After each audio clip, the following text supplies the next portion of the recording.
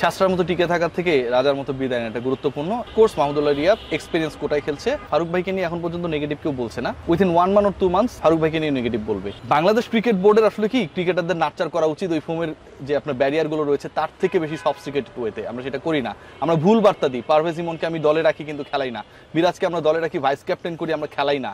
আমরা আপনার হচ্ছে পেসারটার নাম কি রাজা, তাকে আমরা ক্যারি করি, আমরা তাকে খেলাই না। অনেক বছর আমরা ক্যারি করেছি। হ্যাঁ, এই যে আমাদের সংস্কৃতি, মাহমুদুল্লাহ রিয়াদকে যখন বাদ দেওয়া হলো সেটার কোনো প্রপার ব্যাখ্যা আমরা দেই না। সো আমরা আসলে কি চাই, we have to ask ourself first যে আমি আসলে চাইটা কি।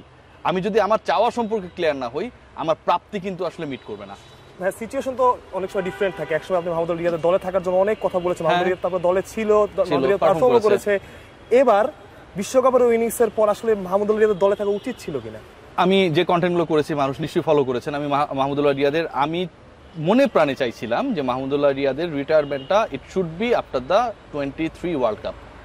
রাজার মতো বিদায় নিত। ছাত্রার মতো টিকে থাকার থেকে রাজার মতো বিদায় নেওয়াটা গুরুত্বপূর্ণ। অ্যান্ড আমার লাস্ট কন্টেন্টও আমি রিয়াদদেরকে বলেছি যে আসলে এদেরকে কি আজীবন খেলানো যায় কিনা। এটা আমি কি অর্থে বলেছি নিশ্চয়ই আপনারা বুঝেছেন। Mahmudullah Riyad is our hero.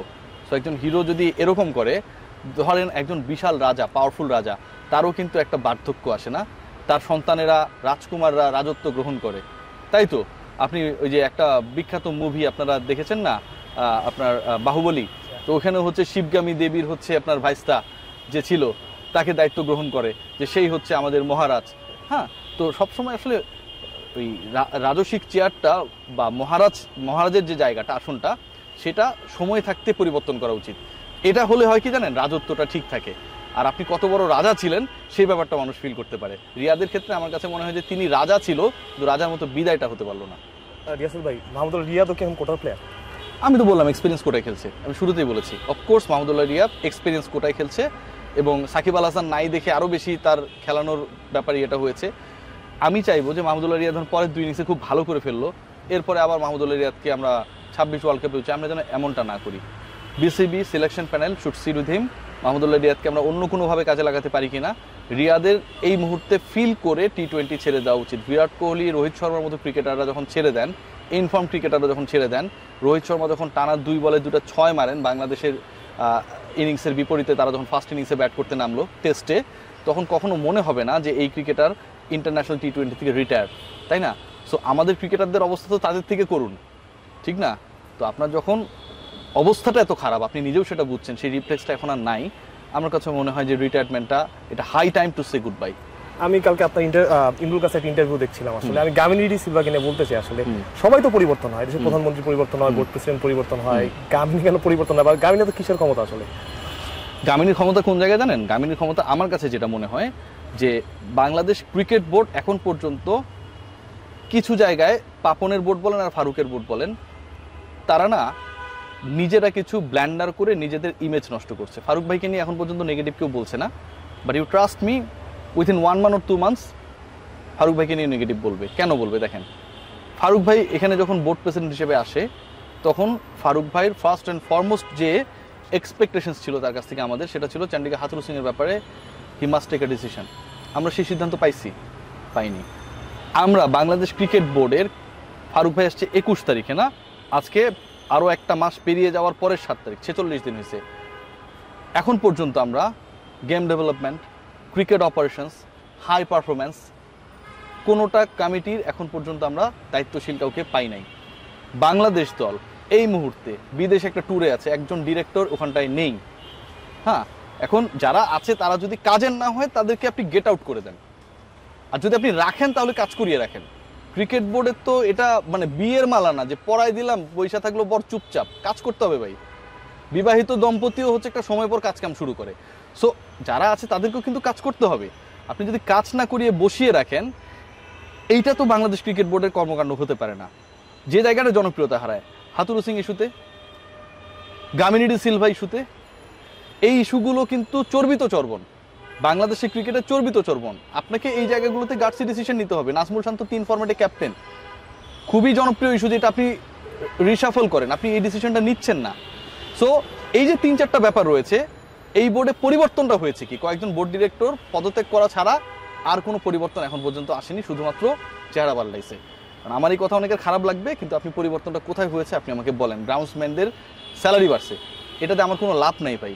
গ্রাউন্ডসম্যানরা হচ্ছে দিন শেষে ঘাস কাটবে, মাঠ ঠিক রাখবে না, খেলা হবে 22 গজের মধ্যে। ওটা যদি একটা অথর্ব লোক বানায়, গ্রাউন্ডসম্যানদের স্যালারি যদি আমি হচ্ছে এলন মাস্কের সমানও দিয়ে দিই, বাংলাদেশের ক্রিকেটের কোনো উন্নতি হবে না। আমার কাছে যেটা মনে হয় যে government is very positive about Shakib Al Hasan. এখন সাকিবের কেসটা কিন্তু ডিফারেন্ট, আমি একটা এক্সাম্পল দিলে আপনি বুঝবেন। দেখেন, বিগত সরকারের যত মিনিস্টার ছিল, যত এমপি ছিল, শীর্ষ পর্যায়ের আমলা ছিল, Bangladesh as a sovereign country যারা বিগত সরকারের প্রভাবশালী পোস্টে ছিল, তাদের কাছ থেকে কি কোনো সার্ভিস নিচ্ছে রাইট নাও? নিচ্ছে না। বাট এই বাংলাদেশ, যে জায়গায় পুরো বাংলাদেশকে রিপ্রেজেন্ট করা হচ্ছে, পুরো বাংলাদেশ রিপ্রেজেন্টেড হচ্ছে, সেই জায়গায় কিন্তু সাকিব আল হাসানের সার্ভিস নিচ্ছে। এবং সাকিবের হিসাবটা কি? সাকিবের হিসাবটা হচ্ছে ডিফারেন্ট হিসাব। Despite he was the MP of the previous government, ওটার সাথে অ্যাফিলিয়েটেড থাকার পরেও তার মতো বাকি 299 জন এমপির কাছ থেকে কিন্তু গভর্নমেন্ট কোনো সার্ভিস নিচ্ছে না, বা বাংলাদেশ রাষ্ট্র হিসেবে কোনো সার্ভিস নিচ্ছে না। বাট সাকিব আল হাসানের কাছ থেকে কিন্তু সার্ভিস নিচ্ছে, এবং এটা জেনে শুনে নিচ্ছে। এমন না যে আমরা জানি না, দলটা অন্য কেউ বানায় দিচ্ছে। এটা তো একটা সিস্টেমের মধ্যে দিয়ে যায়। বিসিবি হচ্ছে ক্রীড়া মন্ত্রণালয়ের আন্ডারে, বিসিবির আন্ডারে সিলেকশন কমিটি, সিলেকশন কমিটির আন্ডারে ক্রিকেটারদের সিলেকশন। সো প্রত্যেকটাই তো একটা উইন্ডো মেনটেন করে করে যায়, and then finally Shakib Al Hasan খেলতে পারবে বা খেলবে, এই ডিসিশনটা হয়। সো যেহেতু আপনারা সাকিব আল হাসানের সার্ভিস নিচ্ছেন, সাকিব আল হাসান যদি কোনোভাবেই অযোগ্য হয়, নট ফর ফিট হয়, কোয়ালিটি থাকার পরেও যদি আমার কাছে মনে হয় যে সাকিব যা করেছে এটা অ্যাকসেপ্টেবল না, আমরা ভাই এই কোয়ালিটি চাই না, ওরা আমরা খেলাবো না, সেই ডিসিশন যদি আপনারা নিতে না পারেন, তাহলে সাকিব আল হাসানের বাংলাদেশে আসাটাও আটকানো উচিত না, এবং সেটা আটকাবেও না। আসিফ মাহমুদ সজীব ভুঁইয়া যেটা বলেছে আমার কাছে মনে হয় খুব পজিটিভ দেয়ার। গভর্নমেন্ট তো পজিটিভ, বিসিবি কি পজিটিভ? বিসিবি হচ্ছে কি, এই বিসিবি এবং পাপন সাহেবের বিসিবির মধ্যে একটা মানুষ পার্থক্য আছে, আপনি নিজে এটা দেখেছেন। পাপন সাহেবের বিসিবি হচ্ছে এককভাবে নিজেদের সিদ্ধান্তগুলো যা খুশি তা নিতে পারতো। আমি নেগেটিভ পজিটিভ দুটাই বোঝাচ্ছি। ধরেন সাকিব বাংলাদেশে আসবে, রুবেল হোসেনের মামলা হয়েছে, এই মামলার রায় কি হবে সেটা আমরা আগে থেকে বুঝে গেছি, ওয়ার্ল্ড কাপ টিম এসে খেলবে এবং এটার ক্ষেত্রে রুবেল হোসেনকে আমাদের ছাড়াইতে হবে, এরকম টাইপের একটা অবস্থা। হ্যাঁ, আমরা দেখেছি 2015 ওয়ার্ল্ড কাপে দেখেছি রুবেল হোসেন পারফর্ম করেছে, সেখানটায় মামলা সত্য মিথ্যা, প্রেম ছিল না ছিল, সেগুলো ডিফারেন্ট ডিসকাশন। বাট বিসিবির সেই জায়গাটা ছিল যে BCB could take critical decisions, BCB could take decision on favour of their cricketers. But এই BCB is a different BCB. এই BCB they have to maintain the sports ministry, কারণ এই বিসিবির যে পরিবর্তনটা সেটা কিন্তু একটা সিস্টেমেটিক ওয়েতে হয়েছে থ্রু দ্য মিনিস্ট্রি। সো আপনি মিনিস্ট্রিকে অ্যাভয়েড করে কোনো কিছু করতে পারবেন না। আবার যদি আপনি প্রভাব বলেন, নাজমুল হাসান পাপন বিসিবি প্রেসিডেন্ট হিসেবে যতটুকু প্রভাবশালী ছিলেন, আমি পজিটিভ নেগেটিভ বলছি না, প্রভাব বিস্তার করতে পারতেন সরকারের উপরে, ফারুক আহমেদের সেই ইচ্ছা নাই। ফারুক আহমেদ সিস্টেম মেনটেন করে এগোতে চান, তিনি লিফটে চড়ে 10 তলা উঠতে চান না, তিনি সিঁড়ি বেয়ে উঠতে চান। সো এই যে পার্থক্যটা আমার কাছে মনে হয় সেই জায়গাটায় বর্তমান বিসিবি তুলনামূলকভাবে কম ক্ষমতাধর কিন্তু সিস্টেমেটিক। এখন স্বাধীন প্রতিষ্ঠান হলেও কিন্তু ক্রীড়া মন্ত্রণালয়ের আন্ডারে, তখন আবার পরাধীন হয়ে গেল। মানে আমি বুঝাতে পারছি কিনা, মানে প্রত্যেকটা ক্রীড়া federation they are under the umbrella of the sports ministry. Sports ministry হচ্ছে সকল অর্গানাইজেশনের রিপোর্টিং বস। সো এটাকে আপনি অ্যাভয়েড করতে পারবেন না। এখন যদি এরকম হইতো ইউজিসি, যে নিজেও স্বাধীন, আবার পাবলিক ইউনিভার্সিটি সেও স্বাধীন, এরকম একটা হইতো, কিন্তু মিনিস্ট্রি যেহেতু নিজে স্বাধীন না, মিনিস্ট্রিকেও দায়বদ্ধ থাকতে হয়, আবার মিনিস্ট্রির আমব্রেলার নিচে হচ্ছে স্পোর্টস অর্গানাইজেশনগুলো। এই স্বাধীনতাটা আমার কাছে অনেকটা প্যালেস্টাইনের স্বাধীনতার মতো মনে হয়। ঠিক আছে, এটা কোনো গভর্নমেন্টের জন্যই আসলে এই কথাটা প্রযোজ্য না, যে আমি যেটা বললাম এটা সকল গভর্নমেন্টের সময় বিসিবি আমরা যতটুকু স্বাধীন ভাবি, বাট প্র্যাকটিক্যালি থিওরিটিক্যালি আপনি যদি দেখেন এটা আসলে দ্যাট মাস স্বাধীন না। তাহলে বিসিবি স্বাধীন হলে কাবাডি ফেডারেশন স্বাধীন হওয়ার কথা, সিস্টেম তো এক। আপনি অনেক নিউজ দিয়েছেন আমাদের গেল কয়েক মাসে, আমি একটা নিউজ চাই আসলে, তামিম ইকবাল কি ফিরবে বা তিনি ফিরতে চান? I don't think so, national team আর ফিরবে না হয়তো। আমরা ভাবতে পারি যে আসলে ধরে নিতে পারি যে তামিম ইকবাল আর ফিরছেন না। মোটামুটি মানে আমার কাছে যতটুকু মনে হয় যে তামিম ইকবাল একটা স্পোর্টস স্টার নামে একটা ইয়েতে ম্যাগাজিনে একটা সাক্ষাৎকার দিয়েছিল, এটাকে আবার অনেকে স্টার স্পোর্টস হিসেবে চালাই দিয়েছে মার্কেটে। তো তামিম ইকবাল সেখানটায় কিন্তু 3টা গুরুত্বপূর্ণ পয়েন্ট বলেছে। একটা হচ্ছে বিসিবির টার্গেটটা কি, নাম্বার 1।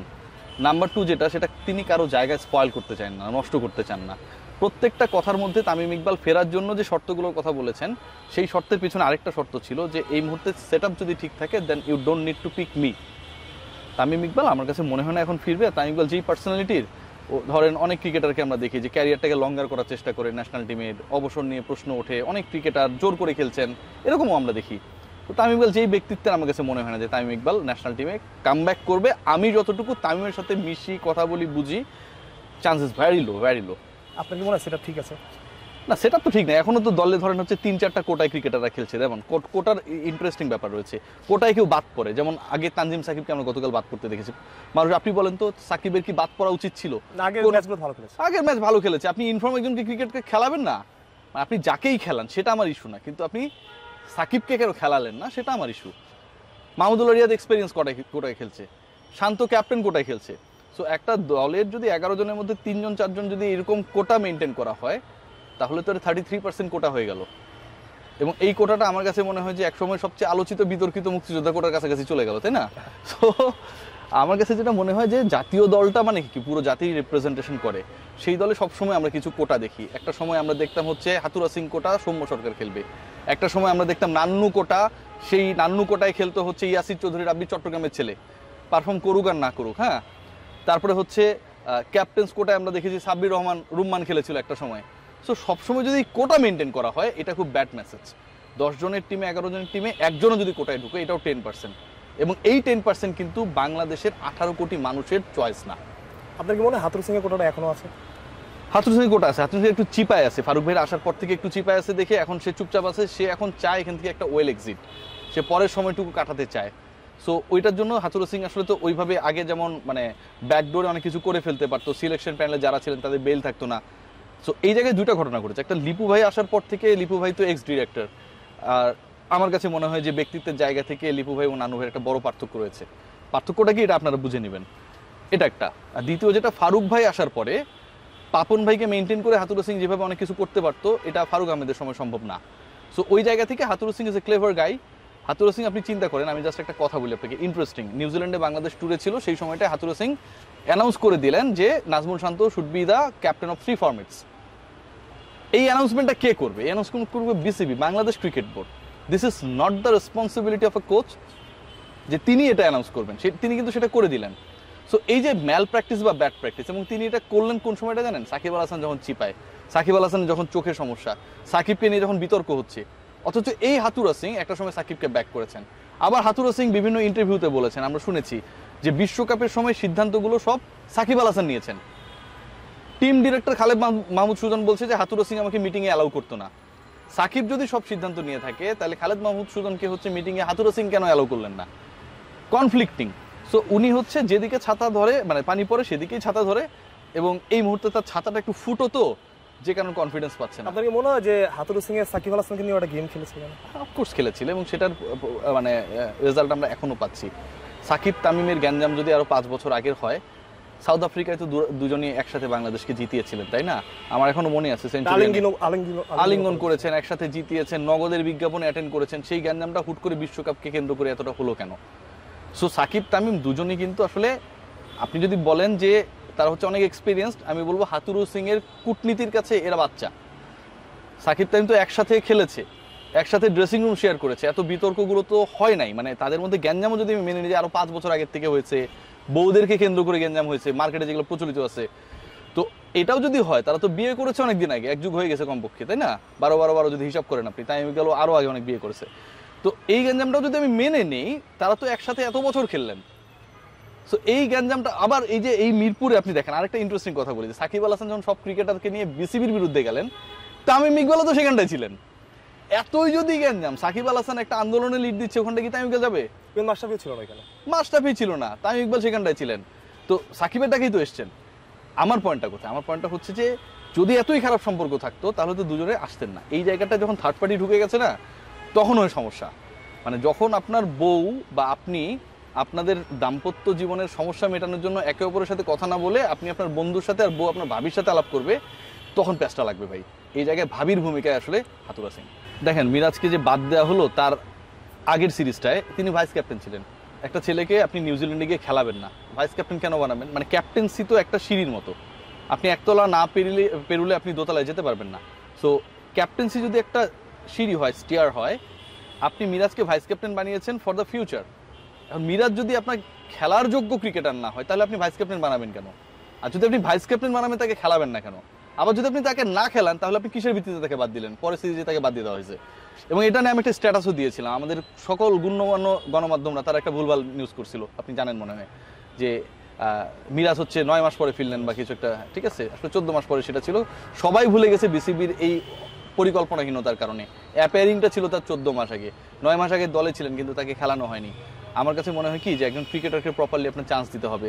মেহেদী হাসান মিরাজকে আপনি কখনো প্রপারলি ট্রিট করেন নাই। আপনি ওয়ানডে ওয়ার্ল্ড কাপে এক এক সময় এক এক পজিশনে খেলাইছেন।